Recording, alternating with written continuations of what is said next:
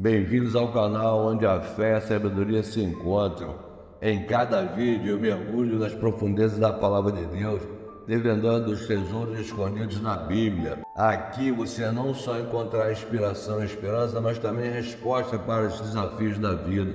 Então, se você busca iluminar seu caminho com a luz da verdade eterna, você está no lugar certo. Junte-se a nós nessa jornada de fé e transformações. Vamos então agora à Palavra de Deus que diz assim, em João 11, havia um homem chamado Lázaro. Ele era de Betânia, do povoado de Maria e de sua irmã Marta. E aconteceu que Lázaro ficou doente. Maria, sua irmã, era a mesma que derramara perfume sobre o Senhor e lhe enxugara os pés com os cabelos. Então, as irmãs de Lázaro mandaram dizer a Jesus: Senhor, aquele a quem amas está doente. Ao ouvir isso, Jesus disse: essa doença não acabará em morte. É para a glória de Deus, para que o Filho de Deus seja glorificado por meio dela. Jesus amava Marta, a irmã dela e Lázaro. No entanto, quando ouviu falar que Lázaro estava doente, ficou mais 2 dias onde estava. Depois disse aos seus discípulos: vamos voltar para a Judéia. Estes disseram: Mestre, há pouco os judeus tentaram apedrejar-te e assim mesmo vais voltar para lá? Jesus respondeu: o dia não tem 12 horas? Quem anda de dia não tropeça, pois vê a luz deste mundo. Quando anda de noite tropeça, pois nele não há luz. Depois de dizer isso, prosseguiu dizendo-lhe: nosso amigo Lázaro adormeceu, mas vou até lá para acordá-lo. Seus discípulos responderam: Senhor, se ele dorme, vai melhorar. Jesus tinha falado de sua morte, mas os discípulos pensaram que ele estava falando simplesmente do sono. Então lhes disse claramente: Lázaro morreu, e para o bem de vocês estou contente por não ter estado lá, porque vocês creiam, mas vamos até ele. Então, Tomé, chamado Dídimo, disse aos outros discípulos: vamos também para morrermos com ele. Ao chegar, Jesus verificou que Lázaro estava no sepulcro havia 4 dias. Betânia distava a cerca de 3 quilômetros de Jerusalém. E muitos judeus tinham ido visitar Marta e Maria para confortá-las pela perda do irmão.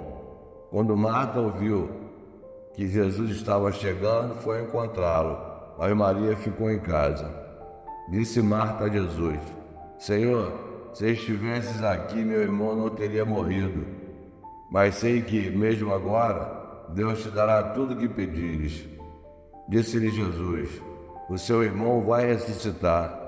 Marta respondeu: eu sei que ele vai ressuscitar na ressurreição no último dia.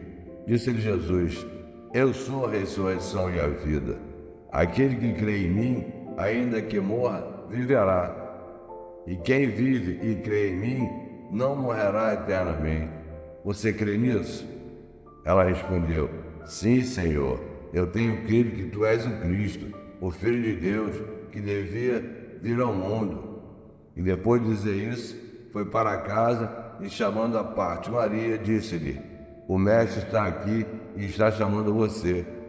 Ao ouvir isso, Maria levantou-se depressa e foi ao encontro dele. Jesus ainda não tinha entrado no povoado, mas estava no lugar onde Marta o encontrara. Quando notaram que ela se levantou depressa e saiu, os judeus que estavam confortando em casa seguiram-na, supondo que ela ia ao sepulcro para ali chorar. Chegando ao lugar onde Jesus estava e vendo-o, Maria prostrou-se aos seus pés e disse: Senhor, se estivesses aqui, meu irmão não teria morrido. Ao ver chorando Maria e os judeus que a acompanhavam, Jesus agitou-se no espírito e perturbou-se. Onde o colocaram? Perguntou ele. Vem e vê, Senhor, responderam eles. Jesus chorou. Então os judeus disseram: vejam como ele o amava. Mas alguns deles disseram: ele que abriu os olhos do cego não poderia ter pedido que este homem morresse? Jesus, outra vez profundamente comovido, foi até o sepulcro. Era uma gruta com uma pedra colocada à entrada. Tirem a pedra, disse ele. Disse Maria, irmã do morto: Senhor, ele já cheira mal, pois já faz 4 dias. Disse-lhe Jesus: não lhe falei que se você cresce, veria a glória de Deus? Então tiraram a pedra. Jesus olhou para cima e disse: Pai, eu te agradeço porque me ouviste. Eu sabia que sempre me ouves, mas disse isso por causa do povo que está aqui, para que creia que tu me enviaste. Depois de dizer isso, Jesus bradou em alta voz: Lázaro, venha para fora. O morto saiu, com as mãos e os pés envolvidos em faixas de linho e o rosto envolto num pano. Disse-lhe Jesus: tire as faixas dele e deixem-no ir.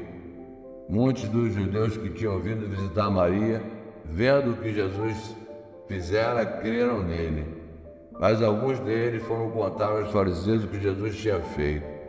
Então, os chefes dos sacerdotes e os fariseus convocaram uma reunião do Sinédrio.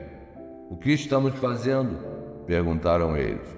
Aí está esse homem realizando muitos sinais miraculosos. Se o deixarmos, todos crerão nele, e então os romanos virão e tirarão tanto o nosso lugar como a nossa nação. Então um deles, chamado Caifás, que naquele ano era o sumo sacerdote, tomou a palavra e disse: nada sabeis, não percebeis que vós é o melhor que morra um homem pelo povo e que não pereça toda a nação?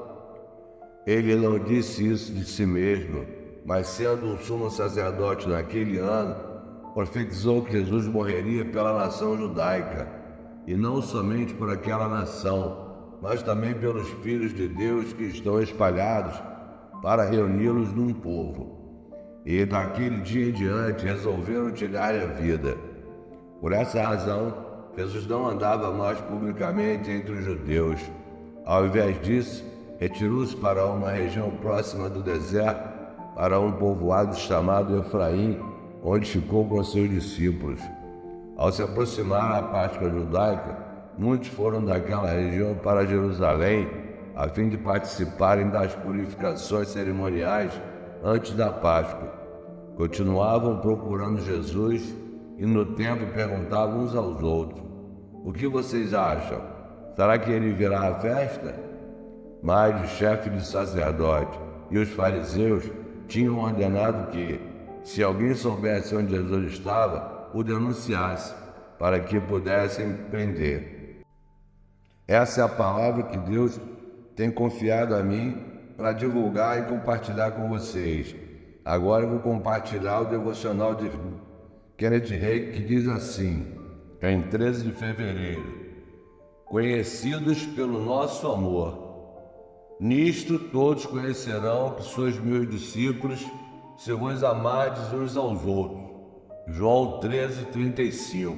Como o mundo nos reconhecerá? Pelo nosso amor, amor divino, por esse amor altruísta. Deus amou de tal maneira que deu o seu Filho unigênito. Ora, esse não é o amor humano, pois é egoísta. Na vida corriqueira, até mesmo o amor de mãe é um amor humano. Esse é o meu nenê. No entanto, se nos deixássemos dominar pelo amor divino, que é derramado em nosso coração, haveria uma diferença real em nossa vida. Esse amor curaria os problemas que há nos lares. O amor humano pode transformar-se em ódio quando não consegue impor a sua vontade. Ele luta e briga, arranha e soca, xinga e é maldoso. O amor divino, quando ultrajado, não revida com ultraje. O amor de Deus não se interessa por aquilo que se pode conseguir, mas por aquilo que se pode dar. Você percebe como isso pode solucionar todos os problemas no seu lar? Como filhos de Deus, temos a natureza divina. A natureza de Deus é o amor. Portanto, é natural que o amor esteja em nosso espírito e coração. Se, porém, deixarmos o homem exterior e a mente terem domínio sobre nós, a natureza do amor será mantida prisioneira em nosso coração. Liberemos o amor de Deus que está dentro de nós. Oh, que maravilha de palavra! E a confissão é a seguinte: o mundo me reconhecerá pelo meu amor. Liberarei a natureza amorosa que há dentro de mim. Meu Deus, que palavra maravilhosa! Então, se você está gostando dessa palavra, se inscreva no canal, dê o seu like, compartilhe essa palavra e faça um comentário. Se você quiser esse livro, Alimento da Fé do Kenneth Hagin, para acompanhar comigo, diga aqui nos comentários que eu mando para você. Um grande abraço, te vejo amanhã.